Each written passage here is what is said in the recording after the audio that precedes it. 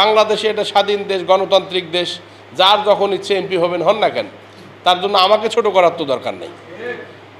আমি কি করি? আমি কি বিএনপি জামাত করি? আমাকে ছোট করলে তো শেখ হাসিনাকে ছোট করা হয়, আমাকে গালি দিলে তো আওয়ামী লীগকে গালি দেওয়া হয়। আমি শুধুমাত্র এই এলাকার এমপি নই, আমি তো উপজেলা আওয়ামী লীগের একজন প্রেসিডেন্ট। আমি দীর্ঘ 2012 সাল থেকে আমরা যেটা এই যে গত কাউন্সিল হলো সেই সময় পর্যন্ত দায়িত্ব পালন করছি এবং এখন পর্যন্ত আছি।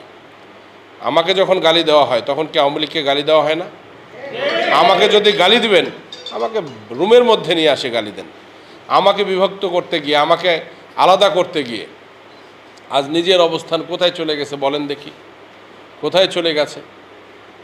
এমপির স্বপ্ন দেখে, আমি এটাকে খারাপ চোখে দেখি না, কিন্তু যে মানুষ নিজের ব্যাডাক ইউনিয়ন পরিষদে 5,500 ভোটে ঢুকলো,